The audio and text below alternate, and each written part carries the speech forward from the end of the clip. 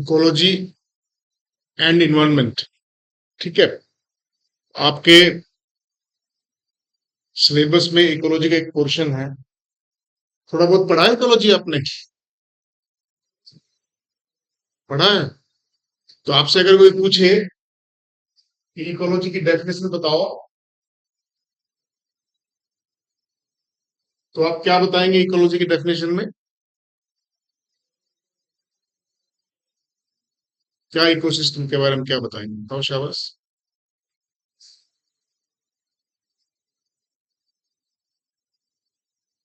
भाई आपको ये पता है कि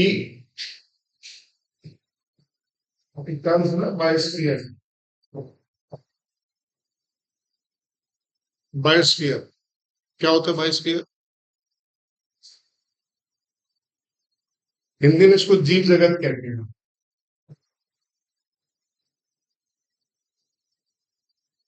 हिंदी में इसको क्या कहते हैं? जीव जगत। ठीक है, तो बायोस्फीयर में क्या है? हाँ, पूरा का पूरी दुनिया, ये अगर ये बायोस्फीयर है, ये ग्लोब है आपका, तो इसमें सबके सब ऑर्गेनिजम्स, ठीक है, लिविंग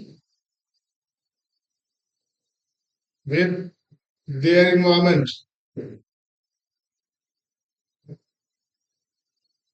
सारे के सारे जो लिविंग ऑर्गेनिजम्स हैं, और वो अपने इन्वायरमेंट के साथ इंटरेक्ट कर रहे हैं, रह रहे हैं, इसको हम क्या कहते हैं? पूरा जीव जगत कहते हैं, बायोस्फीयर कहते हैं। वो आपने भी तो पढ़ा होगा पूरा। स्पीसीज जो फंडामेंटल यूनिट है इकोलॉजी की, ऑर्गेनिज्म कह सकते हो या उसको स्पीशीज कह सकते हो। तो आप में से कोई स्पीशीज की डेफिनेशन बता सकता है? What is species?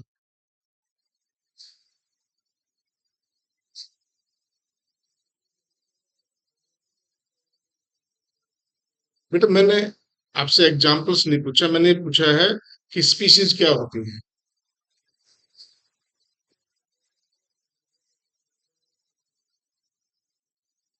भाई बच्चों, बाकी तो भैया आप अभी तो हैं यहाँ पे। स्पीशीज टर्म किसने दिया था?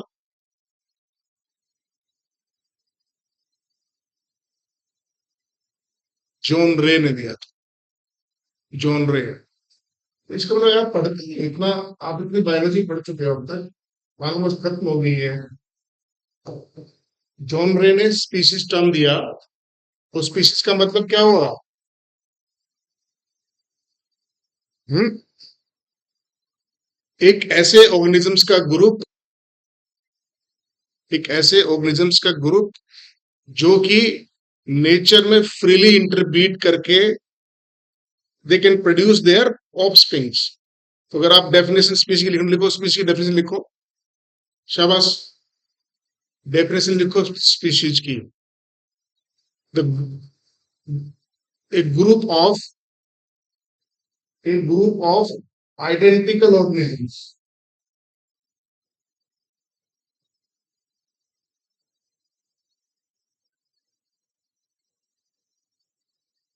a group of identical organisms which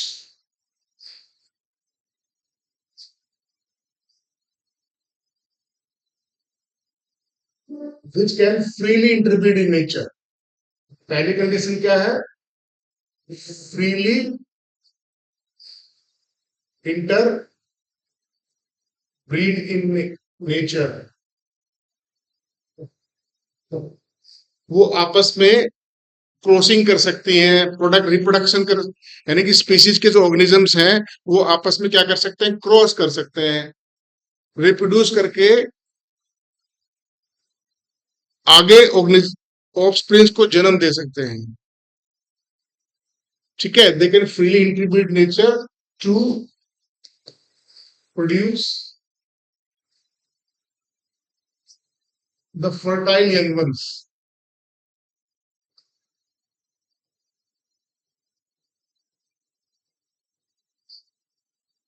यानी कि मान लो ये ऑर्गेनिजम्स हैं, ठीक है, ये ए है, ये बी है, ये सी है, ये डी है और ये ई है। आपस में ये आइडेंटिकल होने चाहिए और ए बी आपस में इंटरपोज कर सकते हैं, क्रॉस कर सकते हैं, इंटरब्रीड कर सकते हैं। इसको समझ रहे हो कि मैं मेरे कहने का मतलब क्या है? लिविंग ऑर्गेनिजम्स सेक्सुअल रिप्रोडक्शन करने के लिए उनको इंटरब्रीडिंग करनी पड़ती है, क्रॉसिंग करनी पड़ती है, या आप उसको इंटरकोर्स कह सकते हो। दे कैन इंटरब्रीड, यानी कि आपस में वो प्रजनन कर सके, ए और बी आपस में नेचर नेचर में प्रजनन कर सकें, ठीक है, और इनसे जो यंग वन पैदा हो, ठीक है, वो भी फर्दर फर्टाइल हो। जैसे प्रजनन अगर आप इंटरब्रीडिंग जो है आप कैप्टिविटी में भी करवा सकते हो। कैप्टिविटी समझते हो? जूलॉजी में बायोलॉजी पढ़ रहे हो तो क्या पढ़ रहे हो? कैप्टिविटी। कैप्टिविटी का मतलब क्या है? किसी विशेष कंडीशन में उनको प्रोवाइड करोगे और आप उनको इंटरब्रीड करने के लिए मजबूर करोगे। जैसे आपने पढ़ा होगा, मान लो डोंकी है और हॉर्स है। डोंकी और हॉर्स नेचर में इंटरब्रीड फ्रीली नहीं कर सकते हैं। आप उनको विशेष कंडीशन में, कैप्टिविटी का मतलब है किसी विशेष कंडीशन में आप उनको रखेंगे और उनको आपस में इंटरब्रीड करवा देंगे। लेकिन नेचर में एक डंकी दूसरे डोंकी से ही इंटरब्रीड करता है, हॉर्स हॉर्स से करता है, ठीक है। इसलिए सारे हॉर्सेज एक स्पीशीज हैं, सारे डोंकीज एक स्पीशीज हैं, सारे ह्यूमन बींग्स एक स्पीशीज। क्लियर? लेकिन आप डोंकी और हॉर्स को कैप्टिविटी में रिप्रोड्यूस करवा दोगे तो उससे क्या पैदा होगा? खच्चर पैदा होता है ना, म्यूल, जो ये गाड़ी वाले जोतते हैं। लेकिन ये खच्चर ने बच्चा तो पैदा कर दिया इन्होंने, but it is not fertile, ये आगे रिप्रोडक्शन नहीं कर सकता। इसलिए स्पीशीज होने के लिए ये इंपॉर्टेंट है कि जो ऑर्गेनिजम्स हैं वो आपस में फ्रीली नेचर में इंटरब्रीड कर सके। नेचर में इंटरब्रीड का मतलब हुआ कि नेचर में अपने आप करते हो, किसी जब दबाव में किसी विशेष कंडीशन में उनसे इंटरब्रीड ना करवाया जाए। तो स्पीशीज होने के लिए ऑर्गेनिजम्स जो है आइडेंटिकल होने चाहिए, नेचर के अंदर फ्रीली इंटरब्रीड कर, और उनसे जो ऑफस्प्रिंग्स पैदा होगा वो ऑफस्प्रिंग भी फर्टाइल फर्टाइल होना चाहिए, फर्दर ऑफस्प्रिंग्स पैदा कर सकता हो। ऐसे ऑर्गेनिजम्स को हम स्पीशीज कहते हैं। एक पर्टिकुलर ज्योग्राफिकल एरिया में ऑर्गेनिजम्स रह रहे हैं, मान लो ये बी और सी आपस में अगर इंटरब्रीड नहीं कर सकते नेचर के अंदर तो ये स्पीशीज नहीं हो सकते, ठीक है। टाइगर और चीता अलग अलग स्पीशीज है, नेचर में टाइगर टाइगर से ही इंटरब्रीड कर सकता है, इसलिए सारे टाइगर एक स्पीशीज में है, ठीक है। अब मेरे समझ में आ गया आपको कि स्पीशीज होने के लिए क्या है जरूरी है। अब स्पीशीज, इसका मतलब ऑर्गेनिजम्स हो गया। तो इस बायोस्फीयर में कोई भी स्पीशीज आइसोलेटली एग्जिस्ट तो नहीं कर सकती है, यस और नॉट? कोई स्पीशीज है, या आप उसको ऑर्गेनिज्म कह सकते हो, ये जो ऑर्गेनिज्म है ये अपने इन्वायरमेंट के साथ इंटरेक्ट कर रहा है। उसकी जो चारों तरफ है उसका क्या है? इसका इन्वायरमेंट है।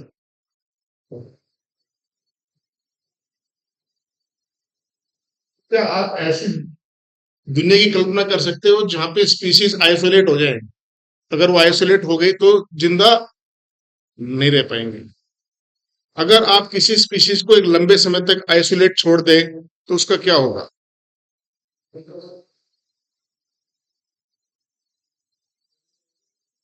है? मर जाएगी।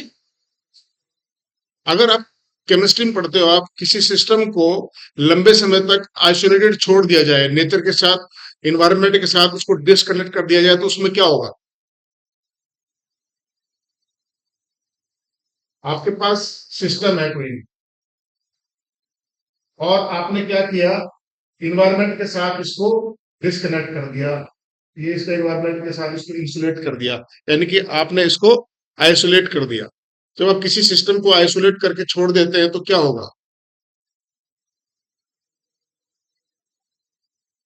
हम्म? ये तो आपने पढ़ा होगा कि when A system is left isolated for a longer time, it's entropy increases. Entropy तो पता होगा आपको, पता है एंट्रोपी वर्ड?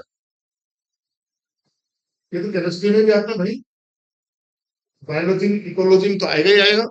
एंट्रोपी क्या होता है?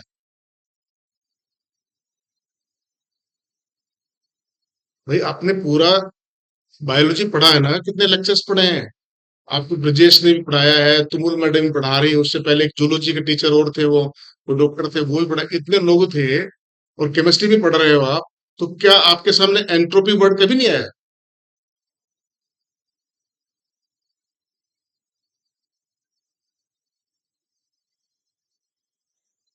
एंट्रोपी लिखो। Entropy is the measure of randomness. It is the measure of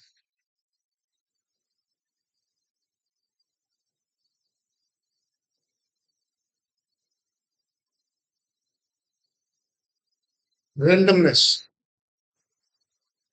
randomness समझते हो? रेंडमनेस का मतलब डिसऑर्गेनाइजेशन, कोई चीज बेतरतीब, डिसऑर्डर्ड हो जाए। आज जब कोई भी चीज डिसऑर्डर्ड हो जाएगी, तो वो एनर्जी लूज कर देगी। ऐसे ही आपको ये पता होगा कि हर दिन जो है आपकी यूनिवर्स की एंट्रोपी बढ़ रही है। नहीं समझे मेरी बात? जो आपका जो यूनिवर्स है, उसकी हर दिन एंट्रोपी है, वो बढ़ रही है, यानी कि हर दिन डिसऑर्डरनेस बढ़ रही है आपकी बॉडी में।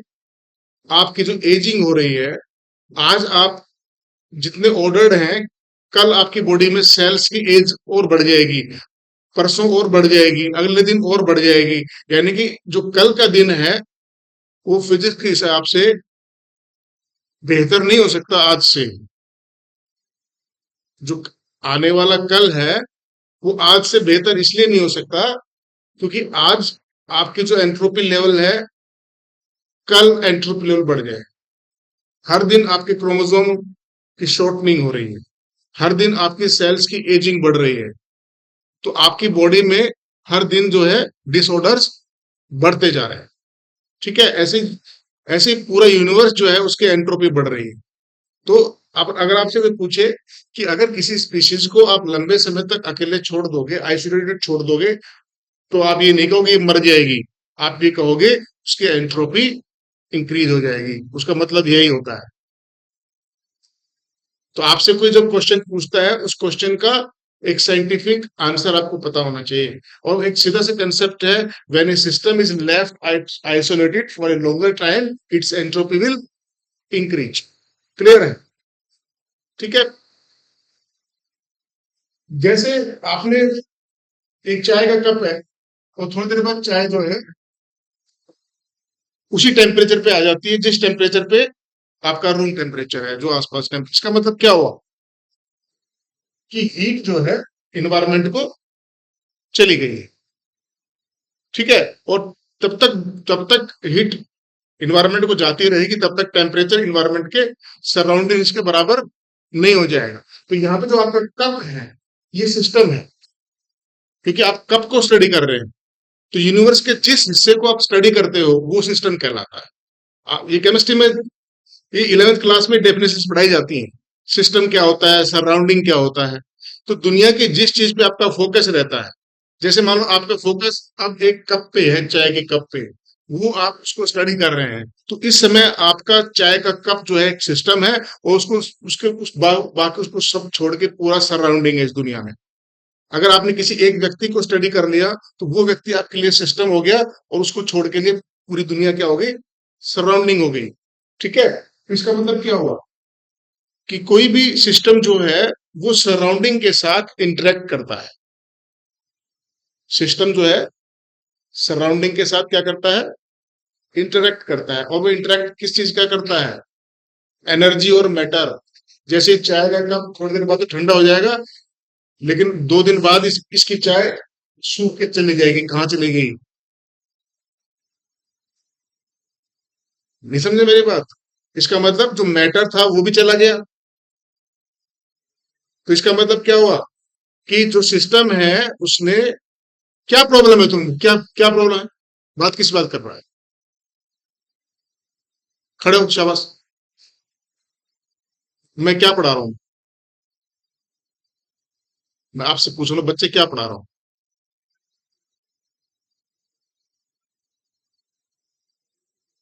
डेफिनेशन तो मैं बता रहा हूँ ना तुम्हें, यूनिवर्स का वो हिस्सा जो आपके स्टडी के अंडर होता है, वो सिस्टम है। उसको छोड़, सिस्टम को छोड़ के सब सराउंडिंग होता है। बहुत सिंपल सा है। दूसरा कंसेप्ट मैंने बताया कि सिस्टम को अगर आइसोलेट छोड़ दोगे तो उसकी एंट्रोपी बढ़ जाएगी। तीसरी बात मैंने बताई कि सिस्टम जो है सराउंडिंग के साथ मैटर और एनर्जी दोनों का एक्सचेंज करता है। आप कप में चाय दोबारा से डाल भी सकते हैं। अगर आपने की चाय सूख गई, तो आप इसमें गर्म चाय दोबारा डाल सकते हो, नहीं डाल सकते हो, यानी कि इन्वायर सराउंडिंग से मैटर आ गया दोबारा से। लेकिन इसको फिर छोड़ दोगे फिर क्या होगा, फिर मैटर किस कहाँ चला जाएगा, सराउंडिंग का चला जाएगा। इसका मतलब क्या, सिस्टम जो है वो सराउंडिंग के साथ एंड मैटर और एनर्जी एक्सचेंज कर सकता है। ऐसा सिस्टम जो सराउंडिंग के साथ मैटर और एनर्जी एक्सचेंज कर सकता है, उसको क्या कहते हैं बताओ। ओपन सिस्टम कहते हैं उसको। दो टाइप के सिस्टम होते हैं, एक तो क्या होता है, ओपन सिस्टम। ओपन सिस्टम वो होता है जो, बैठ जाओ, ओपन सिस्टम का मतलब क्या है, ऐसा सिस्टम जो नेचर के साथ एनर्जी और मैटर को एक्सचेंज करता है। एक होता है क्लोज सिस्टम। क्लोज सिस्टम का मतलब, थर्मस फ्लास्क में आपने चाय रख दी, तो उसका टेम्परेचर मेंटेन रहता है ना। क्यों रहता है, क्योंकि आपने उसको इंसुलेट कर दिया। इंसुलेशन समझते हो ना, हीट।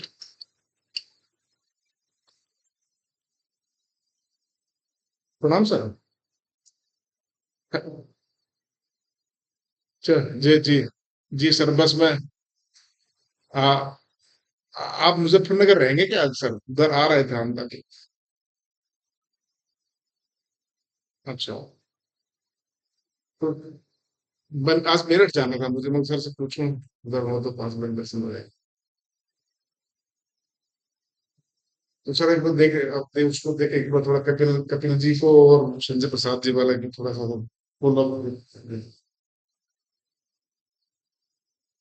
जी सर, जी सर। सर मैं आपको बता दूंगा कि मैं अपनी कोई कॉल में बता सर, अभी जिसे उनको टाइम देने में दिक्कत होगी। हाँ, तो ठीक है सर। तो इन्वायरमेंट,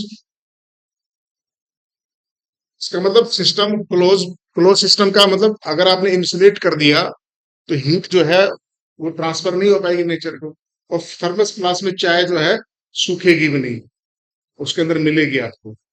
इसका मतलब क्या हुआ, ऐसा सिस्टम जो है, अब जो ऑर्गेनिज्म है, ऑर्गेनिज्म भी एक ओपन सिस्टम है। मैं आपको ये समझाना चाह रहा हूँ, ऑर्गेनिज्म क्या है, आप ओपन सिस्टम हो, एक स्पीशीज ओपन सिस्टम, एक ऑर्गेनिज्म क्या है, ओपन सिस्टम है। इसका मतलब क्या हुआ कि ये अपने सराउंडिंग के साथ एनर्जी और मैटर एक्सचेंज करता है। क्लियर। अगर हम इस एनर्जी और मैटर के एक्सचेंज को ब्लॉक कर दें, तो तो ऑर्गेनिज्म की एंट्रोपी बढ़ जाएगी और फाइनली वो मर जाएगा, उसकी डेथ हो जाएगी। डेथ क्या है, किसी सिस्टम की एंट्रोपी उस लेवल तक चली जाए जिसको वापस ना लाया जा सके। डेथ हो जाएगी। यस और नॉट? अगर एंट्रोपी उस लेवल पे पहुंच जाए जिसको वापस रिवर्ट बैक, जैसे मान लो आपको भूख लगी है 4 दिन से, तो 4 दिन तक आप झेल जाओगे, क्योंकि आपके लिवर में ग्लाइकोजन स्टोर है, वो ग्लाइकोजन एनर्जी ग्लूकोज में कन्वर्ट हो रहा है।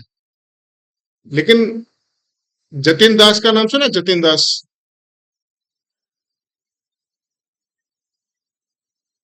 एक क्रांतिकारी थे, भगत सिंह राजगुरु सुखदेव के साथ। तो जेल में 62 डेज तक वो फास्ट पे रहे थे, उसकी डेथ हो गई थी।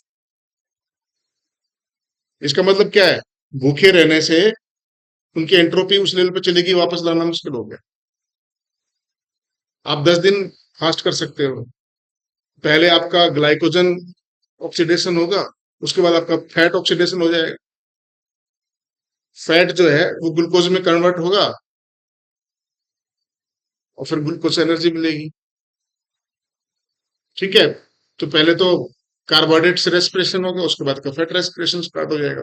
तो आप जब डाइटिंग करते हैं तो उसका मकसद तो यही तो होता है कि आपका फैट जो है, क्योंकि जो आपने जितने कार्ब्स लिए हैं उतने कार्ब से आपका काम नहीं चल रहा, तो कुछ कार्ब से काम चल रहा है तो कुछ आपके फैट से काम चल रहा है। ठीक है? इसका मतलब ऑर्गेनिज्म आइसोलेट नहीं रह सकता, तो ऑर्गेनिज्म को अपने इन्वायरमेंट के साथ क्या, फिर वही बात, हेलो, क्या प्रॉब्लम है भाई? तो बुक बंद कर देना, तेरे पास तो रहती है।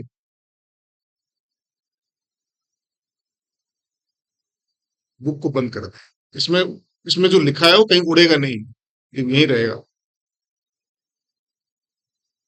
मैं जो पढ़ा रहा हूँ इस बुक में नहीं है, और ना कभी हो सकता है। तो तेरे मत करोगे लाइन, एनसीईआरटी की लाइन से बाहर नहीं जाना। एनसीईआरटी तब समझ में आती है जब आपको कंसेप्ट क्लियर होते हैं, और कंसेप्ट, इकोलॉजी का कंसेप्ट यही है कि ऑर्गेनिज्म है वो इन्वायरमेंट के साथ इंटरेक्ट करता है, और इंटरेक्ट नहीं करेगा तो उसकी एंट्रोपी बढ़ जाएगी, वो जिंदा नहीं रह पाएगा। तो इसी इंटरेक्शन को ही इकोलॉजी कहते हैं। जब ऑर्गेनिज्म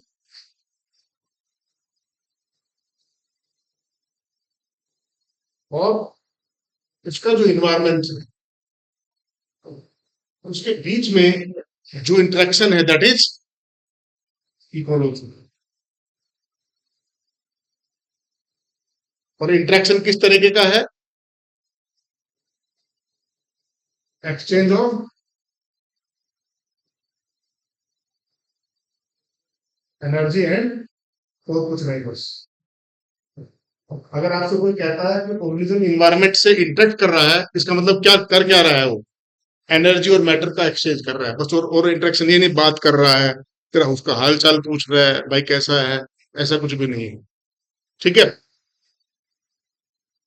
अब किसी, जो इन्वायरमेंट है वो एक ऑर्गेनिज्म में, वो तो बायोटिक, अपने आप बायोटिक फैक्टर है ही है। उस ऑर्गेनिज्म का जो इन्वायरमेंट है वो दो तरह के हो सकता है। भाई आपके पास एक ऑर्गेनिज्म ए है, ठीक है, और उसके सराउंडिंग में एक ऑर्गेनिज्म बी है, उसके सराउंडिंग में ऑर्गेनिज्म सी भी है। तो इसका मतलब क्या हुआ? वो जो उसका इन्वायरमेंट है वो दो तरह से बना होता है। एक तो फिजिकल फैक्टर्स होते हैं, जैसे टेम्परेचर है, ठीक है, एयर है, सोइल है। तो ये कैसे फैक्टर हो गए? फिजिकल फैक्टर्स हो गए, भौतिक कारक हैं।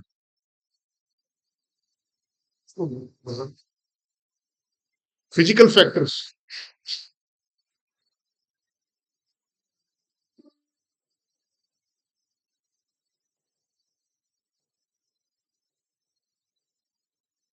फिजिकल फैक्टर्स, ठीक है।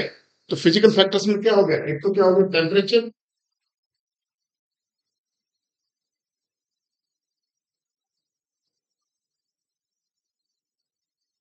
वाटर, रेनफॉल भी कह सकते हो आप। तीसरा एयर,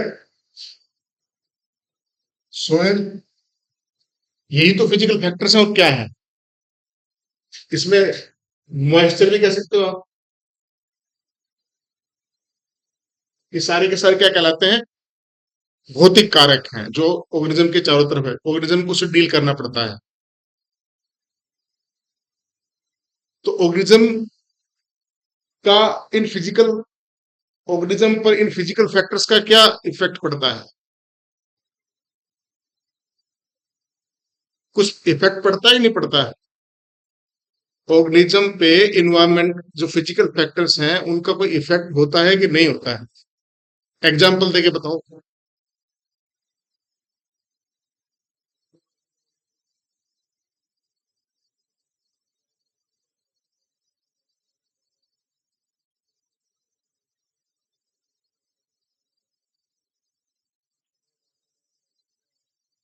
अब मान लो एक टेम्परेचर को एक लिया जाए,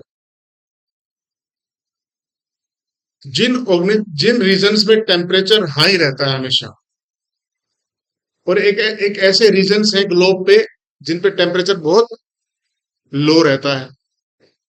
ये आपका ग्लोब है, ठीक है। अब इस ग्लोब पे ये 0 डिग्री पे क्या है, क्या है? इक्वेटर। ये क्या है?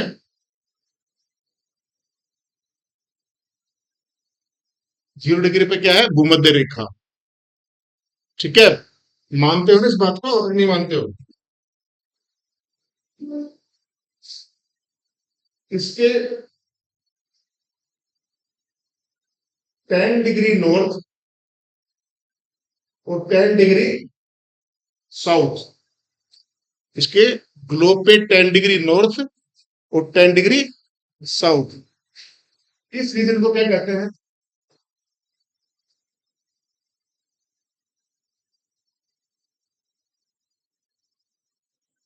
तो कहते हैं इक्वेटोरियल रीजन। क्या कहते हैं?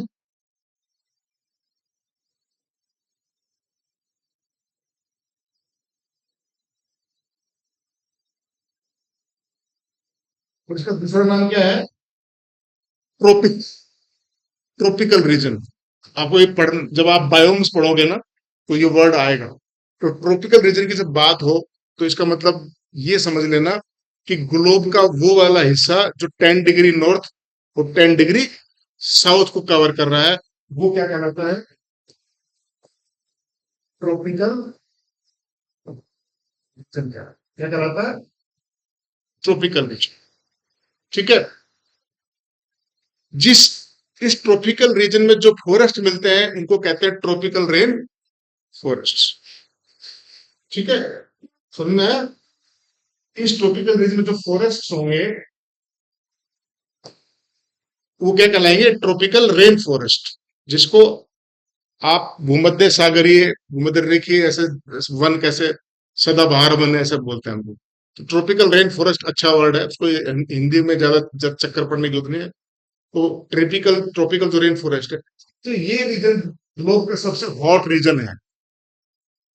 ठीक है, हॉट एंड मॉइस्ट, कि दुनिया की सबसे ज्यादा बरसात भी इसी रीजन में होती है और दुनिया का सबसे ज्यादा टेम्परेचर भी इसी रीजन में होता है। तो यहाँ पे जो पाने वाले प्लांट्स और एनिमल्स होंगे, और एक रीजन मान लो ये आपका,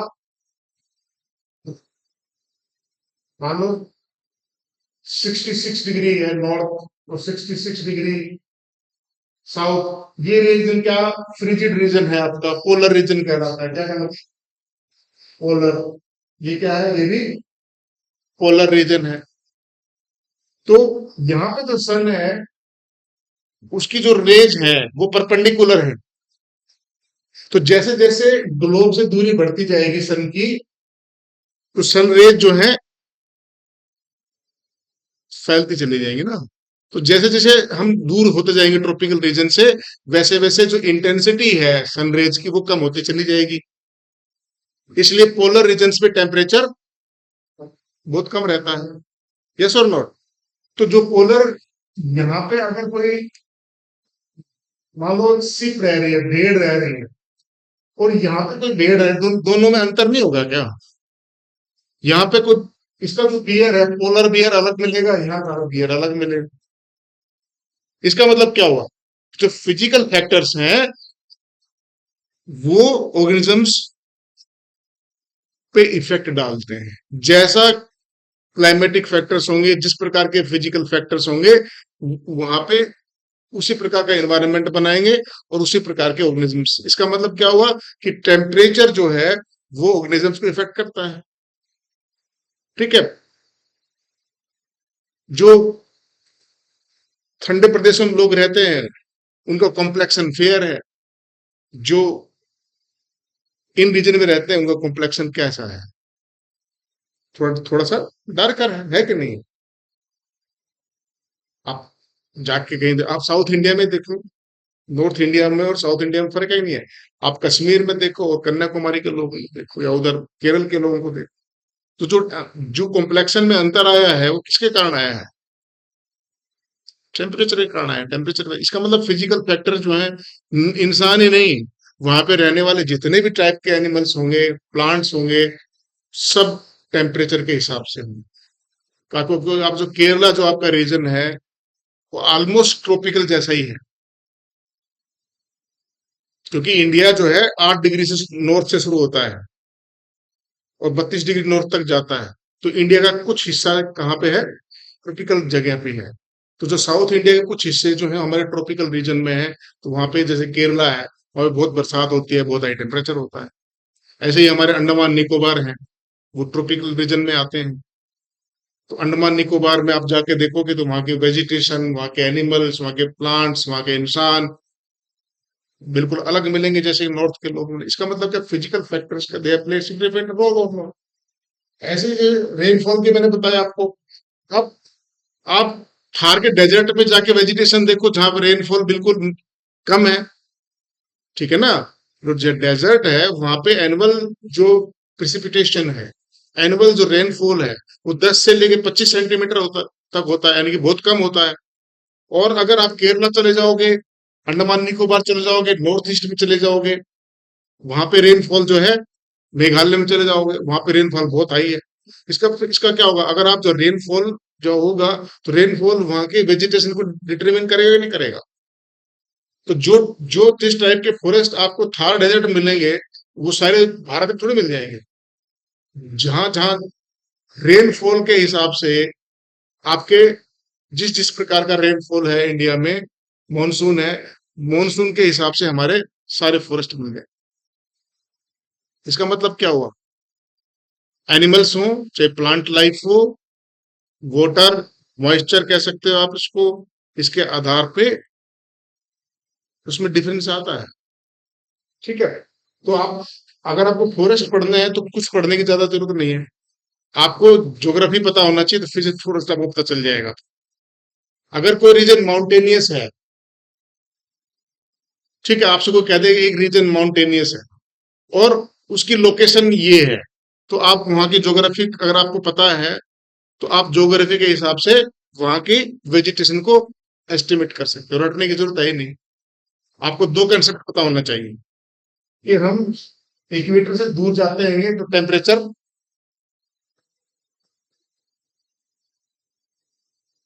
कम होता चला जाएगा, इक्वेटर के पास आते जाएंगे, ठीक है, इक्वेटर से दूर होते जाएंगे, रेनफॉल भी कम होता जाएगा।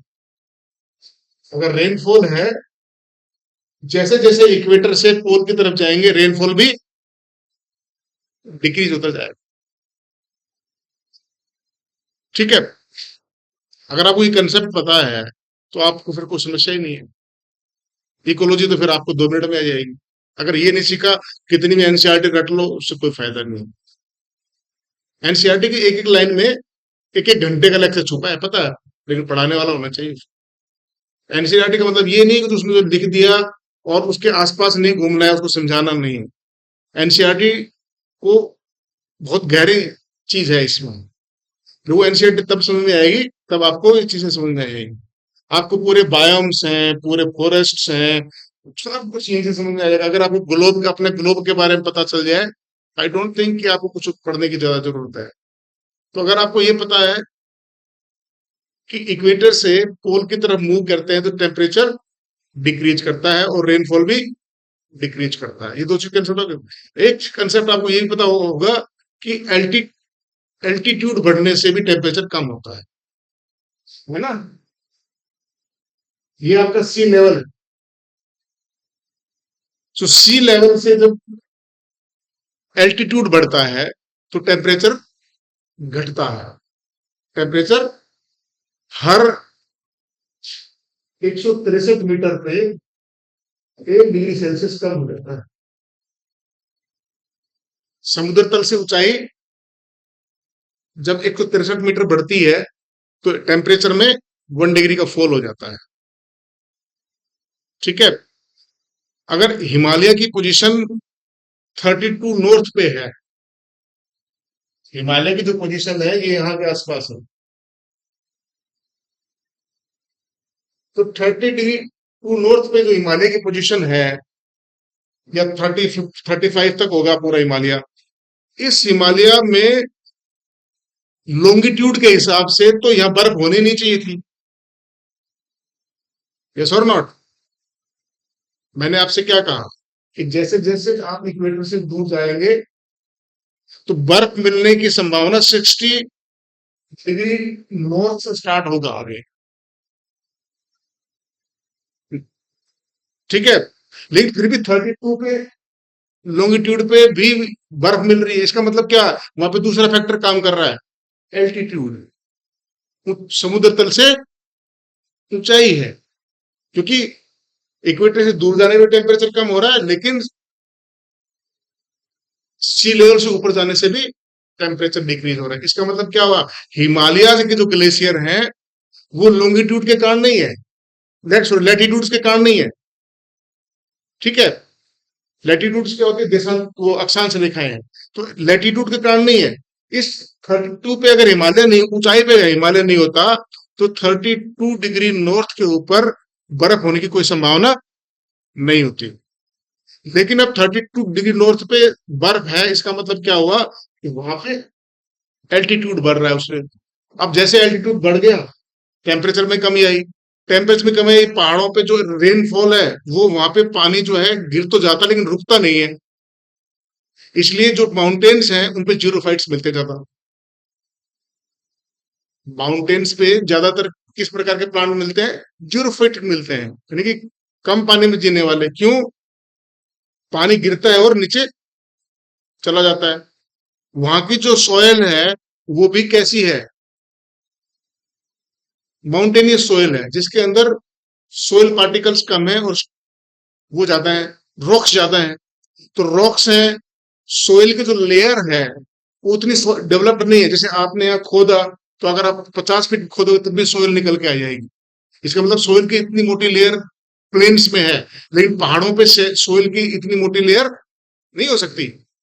तो अगर सोयल की लेयर मोटी नहीं हो सकती तो वहां पे पानी स्टोर भी नहीं हो सकता।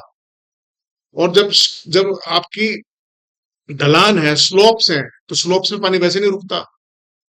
अगर आप किसी प्लांट को स्लोप पे उगना है तो उसको अडेप्टेशन तो करना ही पड़ेगा, जीरोफाइट। तो माउंटेन्स पे बहुत ज्यादा बरसात होने के बाद भी अधिकतर वनस्पति वहां की जीरोफाइट्स। अगर आपने पाइनस देखा हो तो पाइनस की नीडल्स होती हैं। अब पाइनस की नीडल्स का मतलब क्या हो गया, क्या सो रहे हैं क्या भाई, हेलो, सो रही है, क्या कर रहे हो, क्या मनन से आंख बंद से कर रखी है, किताब खोल रखी है क्या। तो फिर मैं क्या, कोई सिपाही अगर सीमा के ऊपर अपने बंदूक रख के आराम करे तो उसका असर क्या होगा, क्या होगा उसका, कुछ नहीं होगा, मार जाएगा कोई भी। हमेशा चौकन्ने रहते हैं वो। तो अगर स्टूडेंट अपनी कलम और पेन को रख दे और सुस्त हो जाए तो उसका क्या होगा, वो वो जान से नहीं मरेगा लेकिन उसका कैरियर खत्म हो जाएगा उसका। तो जो चौकन्ने नहीं रहते वो मारे जाते हैं। समझे मेरी बात। ये भी एक फ्रंट ही है। यहाँ पे जो जितना चौकन्ना है वो जिंदा है, और जिंदा होने का मतलब क्या है, वो कंपटीशन को निकाल ले जाएगा। और जो सोने वाले हैं, जो यहाँ बैठे हैं सोच कहीं और रहे हैं। तो हिंदी हिंदी तो बोल रहा हूँ मैं। तो हिमालयन जो रीजन है, यहाँ पे क्या होना चाहिए, जीरोफाइट्स होने चाहिए। आपका जो पाइनस है निडल टाइप होता है। अब निडल निडल क्यों बना? क्योंकि वाटर का ट्रांसपिरेशन ज्यादा ना हो सके। अगर लीफ का एरिया बढ़ जाएगा ज्यादा ज्यादा ज्यादा पानी उड़ेगा। इसलिए लीव्स का जो एरिया है, सरफेस एरिया, वही कम कर दिया नेचर ने, ताकि कम से कम पानी ट्रांसपायर करे वहां से। ठीक है। तो माउंटेन पे माउंटेन वेजिटेशन मिलेगी। तो जितने भी फिजिकल फैक्टर है, माउंटेनियस सोयल अलग टाइप की होती है, उनके अंदर रॉक रॉक कंटेंट ज्यादा होता है। ठीक है। एलुवियल सोयल जहां हम रहते हैं, ठीक है, पंजाब से लेके इधर, पंजाब से लेके उधर असम तक, वो सारा का सारा जो ट्रैक है इंडिया का, वहां पे किस प्रकार की सोइल्स मिलती हैं? एलुवियल सोइल्स मिलती हैं। ये इंडिया अगर आप ऐसे देखोगे,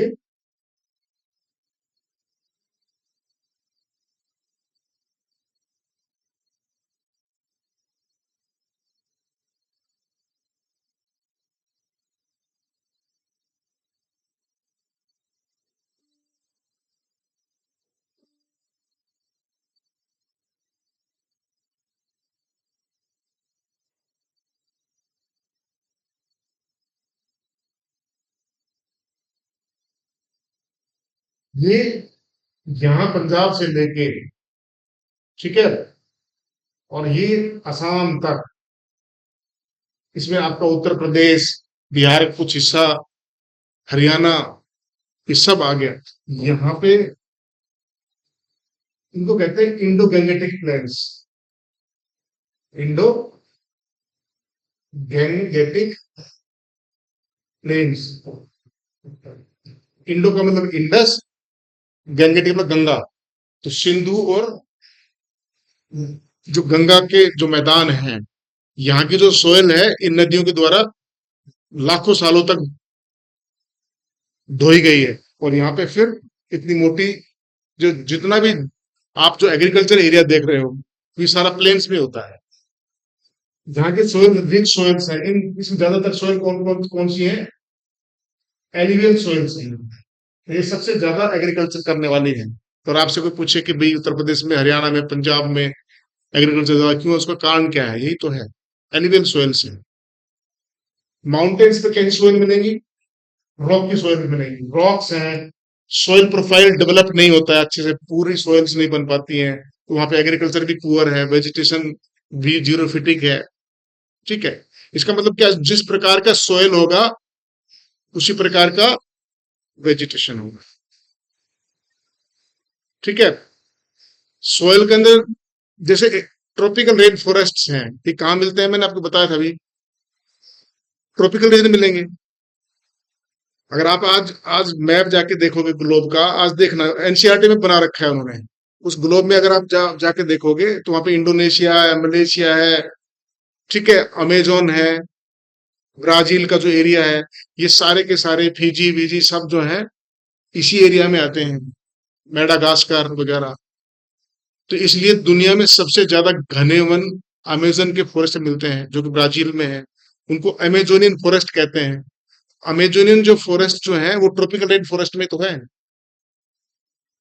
और अमेजोनियन फॉरेस्ट को लंग्स ऑफ द ग्लोब कहते हैं, जमीन के लंग्स कहते हैं, क्योंकि अभी तक वहां पे ह्यूमन इंटरफेरेंस उतना ज्यादा नहीं हुआ है।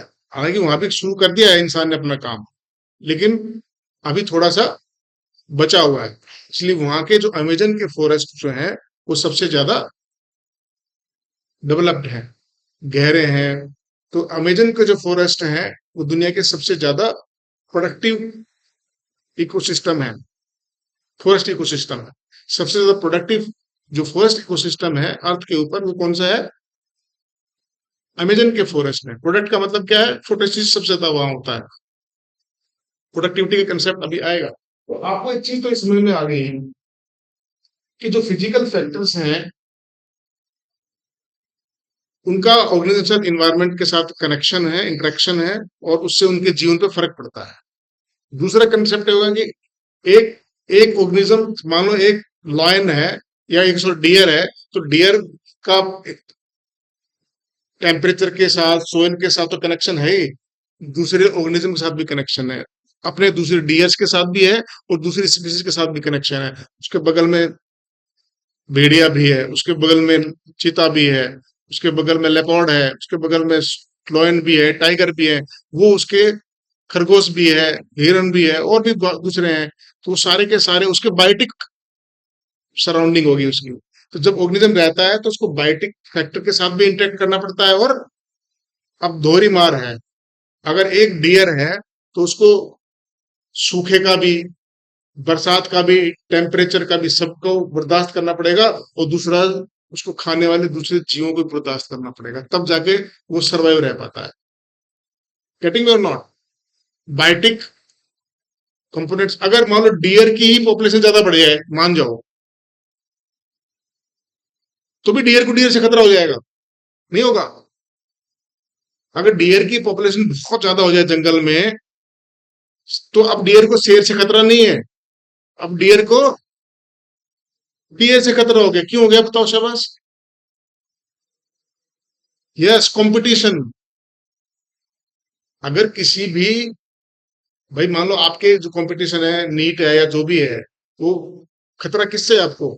टाइगर से थोड़ी ना है, दूसरे बच्चों से है, क्योंकि वो आपसे ज्यादा पढ़ते हैं, ज्यादा होशियार हैं। जितने ज्यादा पॉपुलेशन होते चले जाएगी उतना नीट सीटें उस हिसाब से बढ़ेंगी नहीं, पॉपुलेशन बढ़ गई, कंपटीशन बढ़ेगा, कंपटीशन बढ़ने से सर्वाइवल कम होता चला जाएगा। तो जब डियर बढ़ जाएंगे तो नेचुरल रिसोर्सेज के लिए कंपटीशन बढ़ जाएगा, क्योंकि धरती तो सीमित है, वेजिटेशन भी सीमित है, पॉपुलेशन सिर्फ डियर की बढ़ी है। अब आप, अब उसको ना तो टेम्परेचर से इतना खतरा हो रहा है, अब डियर बढ़ जाएंगे तो सारी वनस्पति को खत्म कर देंगे, और सारी वनस्पति को खत्म कर देंगे तो वहां का टेम्परेचर अपने आप बढ़ जाएगा, क्योंकि जैसे फॉरेस्ट जाएंगे वहां रेनफॉल कम हो जाएगा, कुछ दिन बाद वो एक अच्छा खासा जो वन था वो एक डेजर्ट में कन्वर्ट हो जाएगा। इसलिए शेर भी जरूरी है, हिरन भी जरूरी है। अगर लॉयन है, टाइगर है, तो डियर की पॉपुलेशन कंट्रोल में है। समझ गए मेरी बात? डियर की पॉपुलेशन तभी कंट्रोल में तब टाइगर है। अगर टाइगर्स को हटा दिया जाए, लॉयन को हटा दिया जाए, तो डियर्स सब समाप्त कर देंगे। इसके लिए पूरा इकोलॉजी में आपस में एक दूसरे के साथ चेक एंड बैलेंस, एक स्पीसीज को दूसरी स्पीसीज के साथ कंपटीशन है, क्योंकि वहां पे जिराफ भी है, वहां पे डियर भी है, वहां पे बफेलो भी है, तो आपस में भी कॉम्पिटिशन है। तो जो सेम स्पीसीज के बीच में कंपटीशन होता है, ऐसे स्पीसीज, ऐसे कंपटीशन क्या कहते हो? एक टर्म होता है, एक तो होता है इंट्रा। इंट्रा का मतलब होता है with in the same, with in same, एक ही प्रकार के स्पीशीज के ऑर्गेनिजम्स के बीच में जो कंपटीशन है उसको इंट्रा स्पेसिफिक कहेंगे। ठीक है, इंट्रा तो हो गया ना आपके पास, और एक वर्ड और जोड़ दो, क्या हो गया? Intra specific. यानी कि सेम स्पीशीज के ऑर्गेनिजम्स के बीच में जो कंपटीशन है वो कैसा कंपटीशन हो गया? Intra specific. ठीक है, इंसान होमोसेपियंस में आपस में जो कंपटीशन है वो क्या है? इंट्रा स्पेसिफिक है। डियर डियर में जो कंपटीशन है वो क्या है? इंट्रा स्पेसिफिक है। ठीक है, एक होता है इंटर, ठीक है, विद इन मैनी,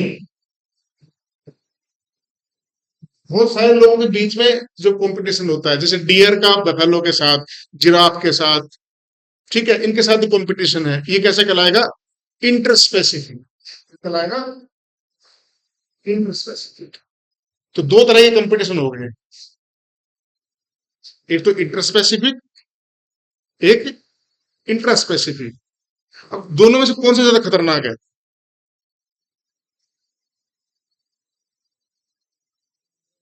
हैं? क्यों? हाँ, इंट्रा स्पेसिफिक ज्यादा इंटेंस होता है, क्योंकि सबकी जरूरतें बिल्कुल एक जैसी हैं, हु है। यस और नॉट?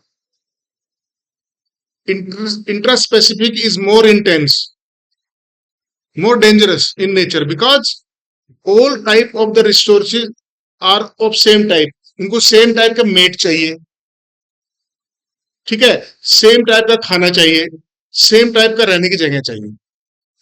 क्लियर और नॉट? मेट को समझते हो?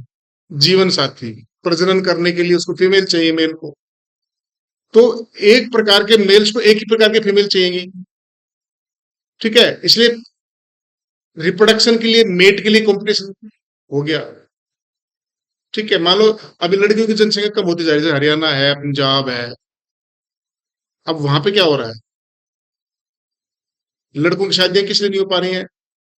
कंपटीशन बढ़ गया है, लड़कियां कम बची हैं, लड़के ज्यादा हो गए हैं, क्योंकि लड़का लड़की से शादी करेगा, वो तो किसी से कर नहीं सकता, दूसरी स्पीशीज से कर नहीं सकता। इसका मतलब क्या हुआ है? कंपटीशन बढ़ गया ना। सभी को मकान चाहिए एक जैसे, सभी को एक जैसे कपड़े चाहिए, सब कुछ, स्कूल चाहिए, तो कंपटीशन बढ़ गया। लेकिन जिराफ का और डियर का जो कंपटीशन है, कुछ मायनों में तो एक जैसा है, लेकिन बहुत सारे मायनों में अलग अलग है। उसको फूड फूड के लिए, जैसे डियर को जो है ना बुश बुश तक ठीक है, घास है, लेकिन जिराफ तो पेड़ तक भी चला जाएगा। यस और नॉट? जिराफ, डियर के अंदर मेट का कोई कंपटीशन नहीं है, जगह रहने का कोई कंपटीशन नहीं, डियर अलग जगह रहता है, वो अलग जगह रहता है। तो इंटर स्पेसिफिक कंपटीशन हमेशा कम खतरनाक होता है, कम इंटेंस होता है। इंट्रा स्पेसिफिक कंपटीशन हमेशा ज्यादा खतरनाक होता है, ज्यादा इंटेंस रहता है। तो इसका मतलब क्या हुआ कि नेचुरल रिसोर्सेज जो है उनके लिए जो कंपटीशन है वो कैसा फैक्टर है? बायोटिक फैक्टर हो गया ना। भाई एक ऑर्गेनिज्म का दूसरे ऑर्गेनिज्म के साथ लड़ाई हो रही है, इसका मतलब बायोटिक कंपोनेंट अब आड़े आ रहा है आपके बीच में। पूरी इकोलॉजी यही है बस। अब आपको मेरे ख्याल में एक चीज समझ में आ गई कि एक ऑर्गेनिज्म, इन्वायरमेंट और दूसरे ऑर्गेनिज्म के साथ उसका क्या रिलेशन है। It is that clear? और किन किन चीजों के लिए है, बहुत क्लियर है। एक तो जरूरत क्या है, हैबिटेट। हाँ, सभी ऑर्गेनिजम्स को क्या चाहिए? रहने के लिए जगह चाहिए। रोटी कपड़ा और मकान सुना ना? ठीक है, तो ये मकान वाली कहानी है। तो सभी ऑर्गेनिजम्स, दूसरा क्या चाहिए? न्यूट्रिशन,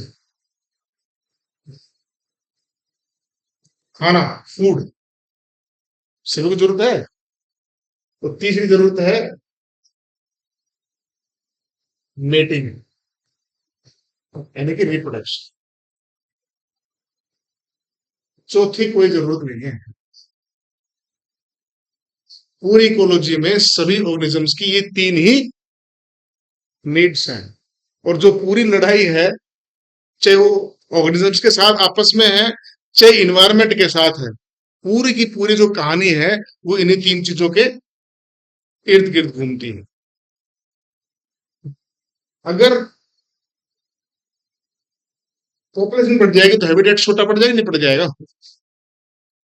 यस और नो? भूकंप आ जाए, फॉरेस्ट फायर हो जाए, अब देखो ऑर्गेनिज्म को हैबिटेट जाने के दो तरह के खतरे हैं। एक तो पॉपुलेशन बढ़ जाए तो हैबिटेट शॉर्ट पड़ जाएंगे।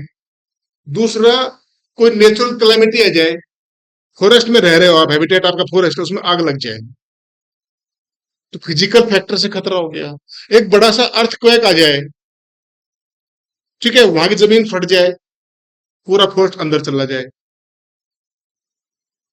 अभी वहां पे एक वेलकनो एरप्ट कर जाए, यानी कि ज्वालामुखी आ जाए, एक फॉरेस्ट था, थोड़ी देर बाद वहां पहाड़ बन जाए,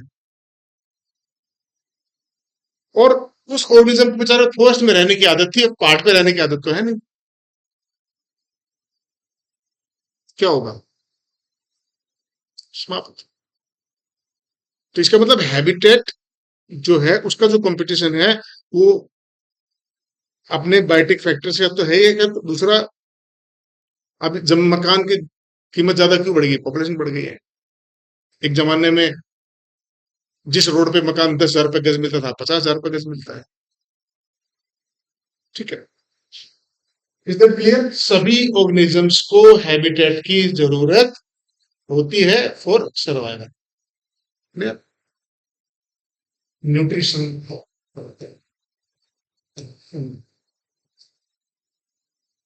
सेम है। फूड में भी इंटरस्पेसिफिक कंपटीशन भी है और इंट्रा भी है, और नेचर के साथ भी लड़ाई। 5 साल तक बरसात नहीं हुई,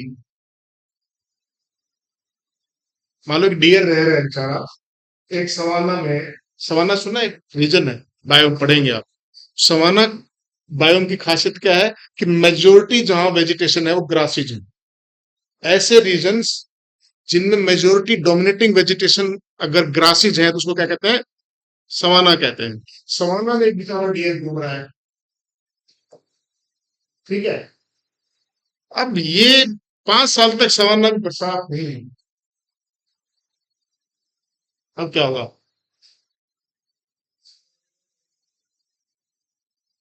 क्या दिक्कत होगी?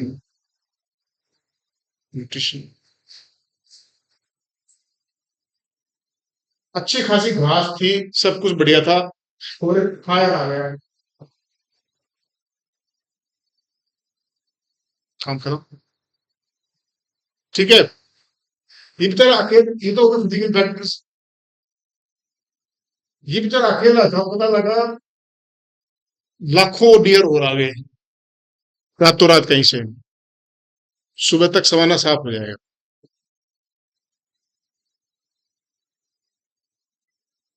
इसका मतलब आपस में भी कंपटीशन है, नेचर के साथ भी कंपटीशन है, दोनों तरह की कंपटीशन है। ज्योग्राफिकल चैनल देखते हो कभी कभी? बेचारे पूरी जमीन फट जाती है, सूख जाती है, पानी नहीं मिलता है, भटकते रहते हैं ऑर्गेनिजम्स। हम्म। ऐसा कोई भी ऑर्गेनिज्म नहीं है जिसको फूड की। तीसरा है मेटिंग। अगर किसी स्पीशीज को सरवाइव करना है तो उसको रिप्रोड्यूस करना ही पड़ेगा। यस और नॉट? अगर किसी स्पीशीज को हमेशा वर्चस्व में रहना है, हमेशा एग्जिस्टेंस में रहना है, तो उसको उसके पास मेटिंग, रिप्रोडक्शन उसकी जरूरत है। तो इस दुनिया में कोई ऐसी स्पीशीज नहीं है जिनको ये तीन चीजें, और इकोलॉजी में सिर्फ हम इन तीन चीजों के बारे में ही पढ़ते हैं। क्लियर? एक चीज और बताओ, अगर इंसान नहीं होता तो इकोलॉजी पढ़ने की जरूरत थी?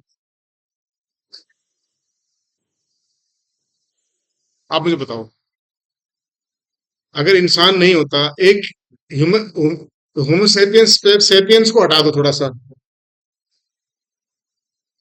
क्या लोयन को, टाइगर को, एलिफेंट को, ये सब मत्था मारने की जरूरत थी क्या? अगर ये होमो सेपियंस भी उन्हीं की तरह रहता तो क्या इकोलॉजी की जरूरत थी? यस और नॉट? क्योंकि लॉयन, टाइगर, जितने इंसान को छोड़ के जितने भी स्पीशीज हैं इस धरती के ऊपर, उनको सबको अपने नेचर के साथ रहना आता है। आज तक किसी शेर ने किसी जंगल को बर्बाद नहीं किया, आज तक किसी डियर ने भी जंगल को बर्बाद नहीं किया है। सिर्फ एक ही नरलैक स्पीशीज है, सबसे ज्यादा खतरनाक स्पीशीज है, मोस्ट डेंजरस स्पीशीज है, सबसे सेल्फिश स्पीशीज है, वो होमोसेपियंस सेपियंस है इस ग्लोब के ऊपर, जिसने अपने वर्चस्व के लिए दूसरी स्पीशीज को मार दिया। और ये इकोलॉजी पढ़ना भी इसलिए चाहता है ताकि वो उसके जिंदा रहने के चांस बने रहे। अदरवाइज इंसान को इकोलॉजी से कोई लेना देना नहीं है। इंसान को कोई लेना देना नहीं है शेर का हैबिटेट जिंदा है कि मर गया है शेर। वो उसको शेर इसलिए चाहिए कि जमीन पे उनके बच्चे शेर को देखेंगे कैसे फिर अगर वो चला जाएगा। अगर शेर के मरने से, ऑर्गेनिजम्स के जाने से इंसान की सेहत को कोई फर्क ना पड़े ना, तो इंसान कभी भी परवाह नहीं करेगा।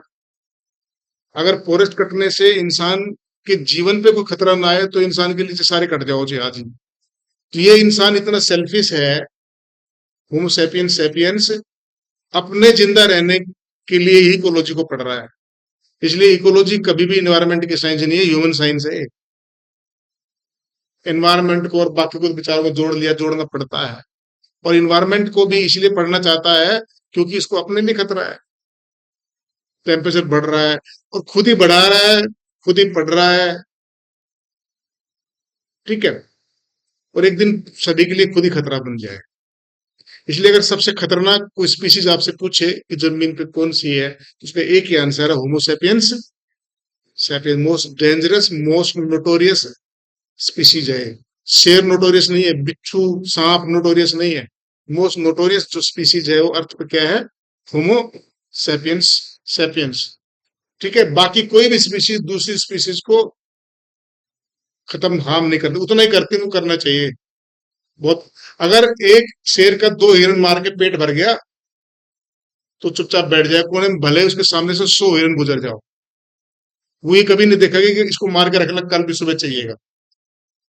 लेकिन एक इंसान को अगर आपने रहने के लिए मकान दे दिया, एक गाड़ी दे दिया, एक पैसा दे दिया, अगर उसके सामने से फिर बैंक को खुला छोड़ दिया जाए तो उसका पेट नहीं भरेगा, सोचेगा मैं कितना जमा कर लूं। बस इंसान की यही जो फितरत है ना, इसीलिए नोट, फिर अगर वो बाकियों की तरह अपनी जरूरत के हिसाब से, अब आपने देखा हो ना, अगर घर में कितने नेता हैं, कितने पार्षद वार्षद, जितने भी जो वो भी आपके नेता हैं, बिजनेस लिस्ट हैं, फिल्म स्टार्स हैं, घर में आदमी 2 हैं और कमरे 20 हैं, मानते हो ना? तो वो चाहते तो 2 कमरों में भी मतलब 5 सदस्य हैं तो 5 कमरे बहुत थे। अब उन्होंने क्या किया है, 20-25 आदमियों को और जमीन ले लिया था, हथियानी है। उनका पूरा बंगलो होना चाहिए, उनका पूरा फार्म हाउस होना चाहिए, और एक गरीब आदमी चाहे वो मरता रहे, उसके पास रहने को घर भी ना हो। Is that clear? तो ह्यूमन होमोसेपियंस अगर पॉपुलेशन बढ़ भी गई है तो कोई बात नहीं थी, लेकिन सिर्फ जरूरत के हिसाब से रिसोर्सेज को अगर लें और बाकी सब दूसरों के लिए छोड़ दें, भाई आपको जितना खर्चा चाहिए आपने लिया, उसके बाद से भले ही कोई ले जाए, ऐसा नहीं है। इंसान क्या चाहता है कि मैं ही बिलीनियर हो जाऊं, भले ही मेरे पास लाखों लोगों का पैसा मेरे पास आ जाए। ठीक है, इसलिए होमोसेपियन सबसे नोटोरियस स्पीशीज है। इसीलिए इकोलॉजी पढ़ रहे हैं। मैं इसलिए मैं हमेशा कहता हूँ इकोलॉजी साइंस, इन्वायरमेंट की साइंस है नहीं, it is a human science. Human studies ecology for its selfish nature, ताकि टेम्परेचर ना बढ़े, ताकि पेड़ बचे रहें, ताकि सीनियोरिटी बने हैं, ताकि जब वो घूमने जाए तो उनको जंगल नजर आए, ताकि फोटो खिंचवा सके, झरने बह सके, इसलिए चाहता हूँ इकोलॉजी। अदरवाइज इससे खतरनाक कोई जगह है नहीं, वो आग में है नहीं। तो ये, अब आपको एक चीज समझ में आ गया ये इकोलॉजी क्या है। अब मैं समझता हूँ कि अगर आपने एनसीईआरटी अब पढ़ना शुरू करोगे तो ऑलमोस्ट चीजें अंदर, मैंने, टीचर का जो काम होता है वो सब्जेक्ट को खोलने की चाबी देना होता है। ठीक है, एक बार आपको सब्जेक्ट की चाबी दे दी, उसके बाद तुम्हारी मर्जी है, तुम इकोलॉजी में कितना भी पढ़ लो चाहे। ठीक है, एक टर्म है इकोसिस्टम, मैंने सब पढ़ा दिया है, वही इकोसिस्टम है। बायोटिक और एबायोटिक कंपोनेंट्स के साथ एक ऑर्गेनिज्म किस तरह से बिहेव करता है, एक यूनिट। ठीक है, जैसे ये कोड है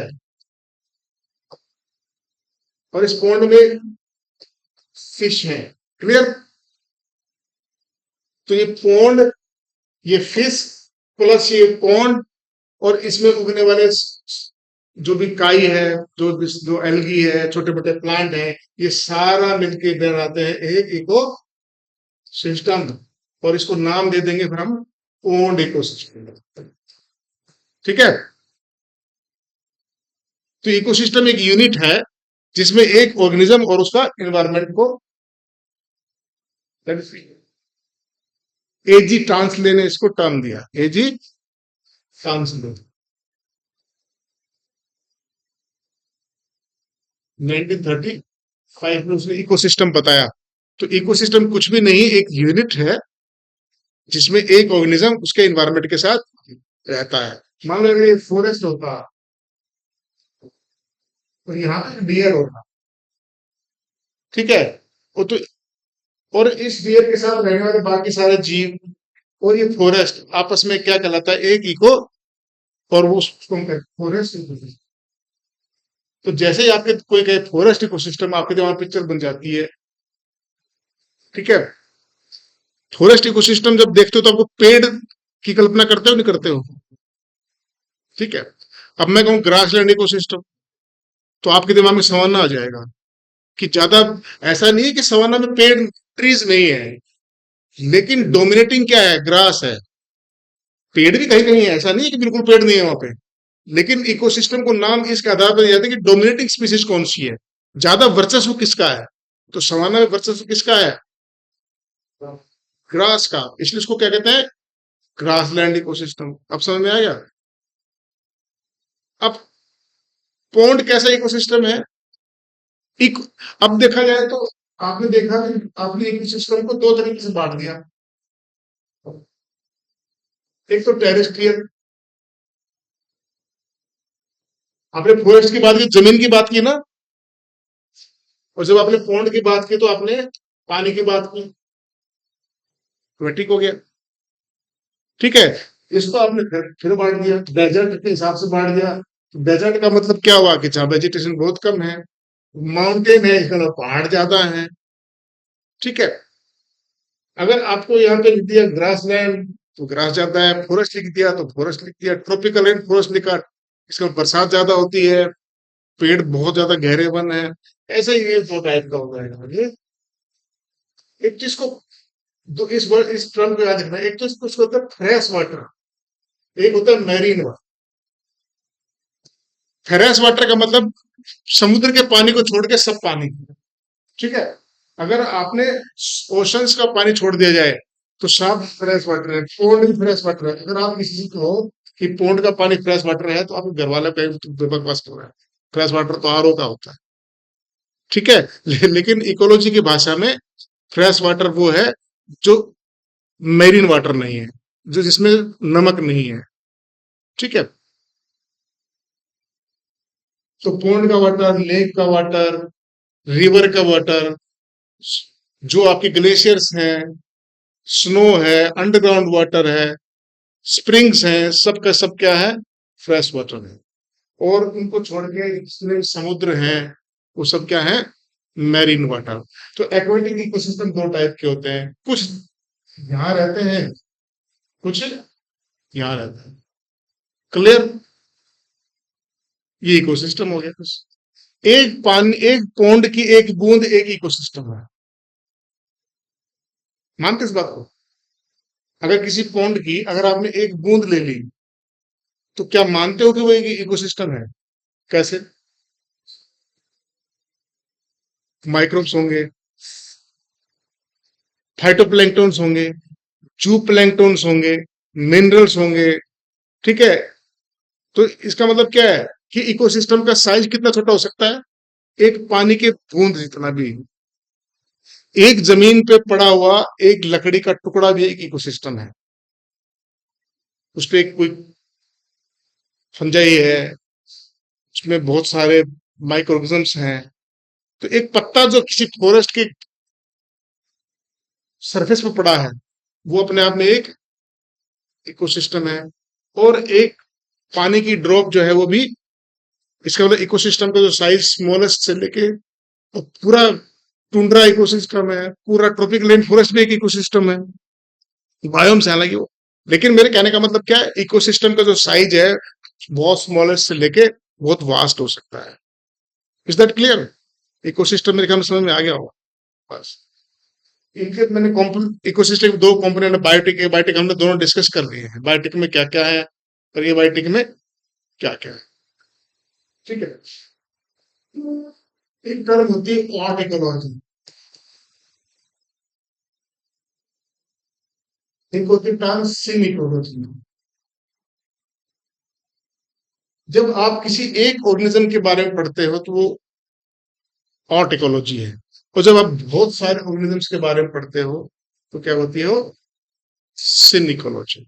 ठीक है, इस टर्म को याद रखना। और इकोलॉजी का मतलब क्या है? When you study the ecology और interaction of a single species with the environment.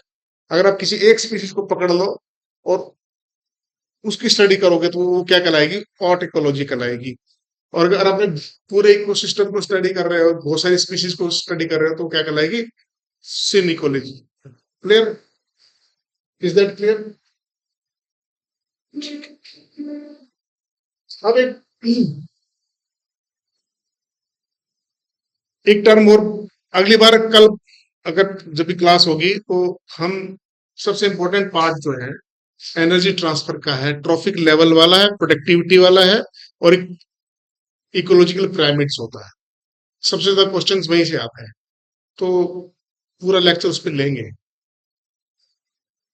आपका इकोलॉजी अगर मैंने जैसे पढ़ाया ना, अगर तुमने समझ के किताब पढ़ लिया, एक सवाल गलत नहीं होगा। अगर तुमने रटने की कोशिश की तो देखो इसकी तो सीमा है ना, कितना रटोगे? तो रटने वाले पोर्शन जैसे स्पीशीज के नाम है, लाइफ साइकिल है, ये तो आपको रटने पड़ेंगे, आपकी मजबूरी है। लेकिन जो चीज समझने की है, अगर उनको भी रटोगे तो फिर आपका दिमाग फट के बाहर आ जाए। Is that clear? तो आपको कंसेप्चुअल क्लियरिटी अगर हो जाएगी, जैसे पूरी जेनेटिक्स है, पूरी माइक्रोबायोलॉजी है, मॉलिक्यूलर बायोलॉजी, पूरा जो आपका इकोलॉजी है, पूरा बायोटेक्नोलॉजी, सारा कंसेप्चुअल है, इसमें रटने की जरूरत नहीं है। 10% याद करने की चीज है, 90% समझने की चीज है। लेकिन अगर एल्गी पढ़ा, ब्रायोफाइट पढ़ा, टेरिडोफाइट पढ़ा, उसमें 70% तो याद करने की चीज है, 30% समझने की चीज है। तो वहां तो आपकी मजबूरी है कि आपको याद करना पड़ेगा। नम नाम याद करने पड़ेंगे, स्पीशीज का नाम याद करना पड़ेगा। लेकिन यहाँ पे आपकी मजबूरी नहीं है कि आप याद करें, यहाँ आपको समझने का पूरा स्कोप है आपके पास। ठीक है। एक टर्म होती है निक,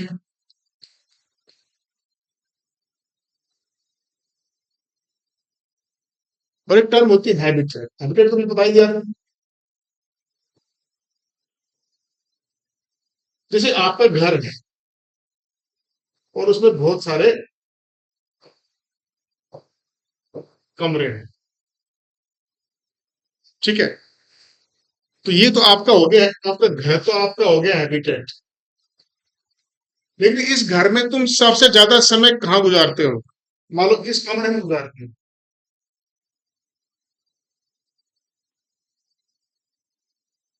आपकी स्टडी टेबल है, आपका बेड है, आपका वॉशरूम है, यानी कि आप 24 घंटे में से अधिकतर समय यहां गुजारते हो। ये आपकी निक है।